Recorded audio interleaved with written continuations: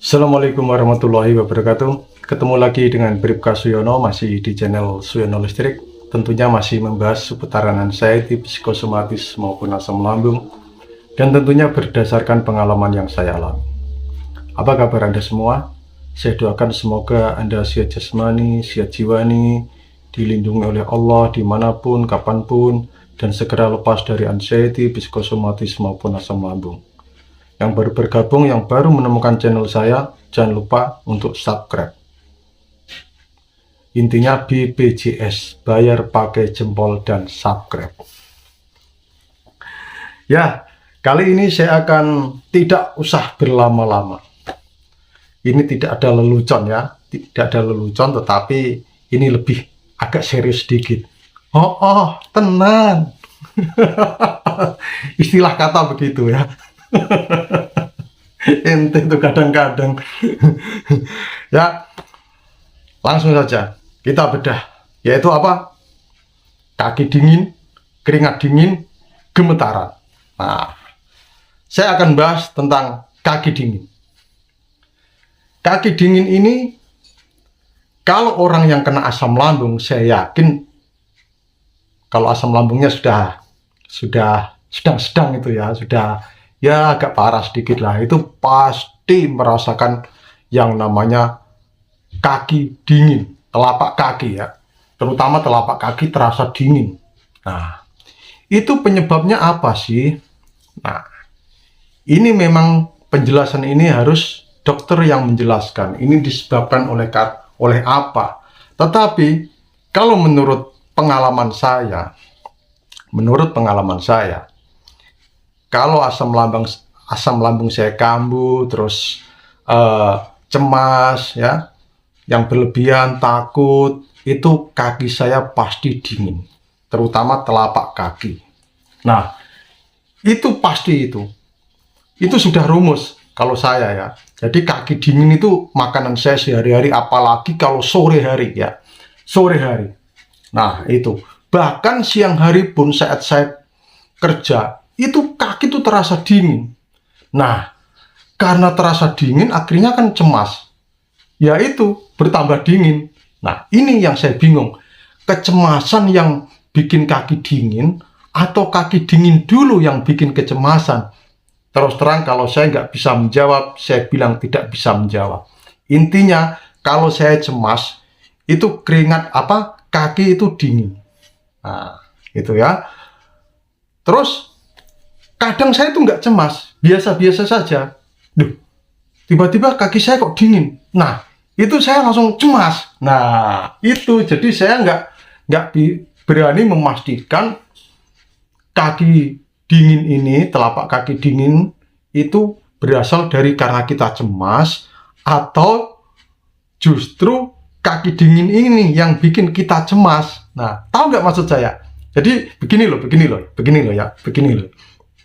Yang bikin kaki dingin itu kita cemas baru kaki dingin, atau kaki dingin dulu terus kita cemas. Nah, itulah sampai sekarang saya nggak tahu jawabannya. Nah, nanti Anda coba tanya kepada mentor yang lain ya, atau langsung ke dokter. Terus terang saya juga pernah tanya ke dokter, "Dok, kaki saya kok dingin?" Ya, itu wajar karena kamu kan cemas, ya kaki itu dingin. Terus saya pernah tanya juga, kadang saya nggak cemas, kaki saya dingin, terus saya terus cemas, Dok. Nah, itu ya karena itu awalnya juga dari kecemasan begitu ya. Itu yang pernah saya tanyakan itu. Tetapi terus terang saya itu ya, kaki dingin itu makanan saya sehari-hari. Nah, perlu Anda sadari, kalau Anda merasakan kaki Anda dingin saat Anda cemas, kaki Anda dingin, ataupun tidak saat cemas kaki Anda juga dingin. Nah, ini solusi yang dari saya ya, itu Anda tetap tenang. Ya, tetap tenang. Terus ya itu nafas. Konsentrasi ke nafas. Jangan bertambah cemas. Kalau bertambah cemas nanti sensasi yang lain akan datang gitu. Nah, yang perlu Anda lakukan adalah kaki tinggikan ya, mungkin 2 bantal Anda tinggikan, atau Anda menyandar ya, kaki Anda sandarkan di dinding. Jadi 45 derajat atau bahkan 90 derajat gitu. Kaki ke atas gitu, ke dinding ya. Itu yang saya lakukan. Terus dipijit-pijit jari-jari kaki saya itu sama istri saya, dipijit-pijit ya, diterapi, dipijit-pijit, telapak kaki dipijit-pijit begitu. Nah, terus akhirnya bisa rileks, terus berkurang. Kalau dulu kan enggak, kalau dulu saya kaki dingin itu takut ya, takut sekali sebelum tahu ilmunya ya, takut. Akhirnya ya itu sensasi yang lain itu berdatangan ya, takut mati, takut ini dan sebagainya itu berdatangan gitu. Jadi Anda tidak perlu takut kalau kaki Anda dingin, ya sadari itu memang ya gejalanya emang begitu yang bisa Anda lakukan. Jadi kaki dingin itu ini sebenarnya tidak bisa kita hindari ya. Kalau menurut saya, yang bisa kita lakukan itu kalau kaki dingin ya kita tetap rileks. Lakukan yang seperti tadi ya, kaki lebih tinggi, terus pijit-pijit kaki Anda ya, ujung-ujung jari-jari kaki Anda pijit-pijit gini, gitu. Tetap rileks, tetap santai. Kalau bisa ya tiduran ya, itu kalau kaki dingin saya begitu, tiduran, diterapi oleh istri saya, dipijit-pijit, terus kadang kaki saya naikkan. Mau disiram pakai air hangat pun nanti juga akan begitu lagi. Nah, itu yang pernah saya alami ya begitu. Itu ya solusinya itu kalau kaki dingin. Terus keringat dingin. Nah, ini keringat dingin itu sebenarnya hampir sama dengan kaki dingin ya. Hampir sama sebenarnya penyebabnya. Kalau kita cemas, saya yakin keringat dingin itu keluar. Menahan rasa sakit, keringat dingin itu keluar. Takut, keringat dingin itu keluar. Nah, itu. Terus ada lagi, kadang itu saya nggak takut, nggak cemas, tiba-tiba keringat dingin ya, keringat dingin. Nah, setelah keringat dingin itu keluar, saya menjadi cemas. Akhirnya mengira-ngira, wah jangan-jangan saya sakit sakit dalam ya, atau bagaimana? Karena saya dulu pernah baca, pernah googling ya, atau pernah buka di YouTube. Kenapa keringat dingin itu keluar? Wah, langsung horor-horor itu. Makanya saya sudah nggak berani googling gejala-gejala penyakit. Kenapa ini dingin? Kenapa keringat dingin keluaran? Nah, itu saya nggak mau. Nah, yang bisa Anda lakukan ya sama sebenarnya ya. Kalau keringat dingin Anda keluar, Anda tetap rileks. Ya, tetap rileks. Begitu.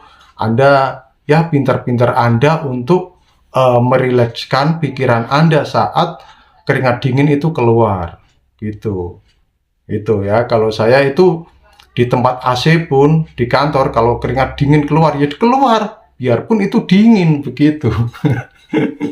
Tetap keluar sampai teman saya itu, loh Yan, kenapa keringatmu kok banyak sekali dingin? Wah, itu tambah panik saya.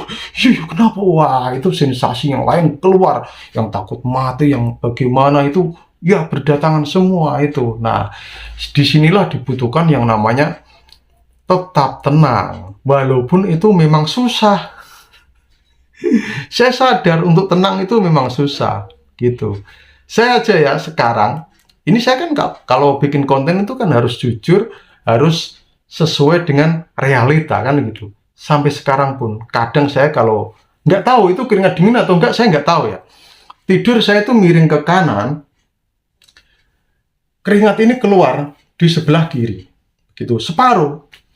Kalau saya tidur miring ke kiri, badan saya yang sebelah kanan ini keluar keringat. Nah, itu keringat dingin atau apa saya nggak tahu sampai sekarang gitu ya. Kalau dulu memang jelas keringat dingin karena di sini semuanya begitu. Nah, itu ya yang bisa Anda lakukan adalah tetap rileks, itu.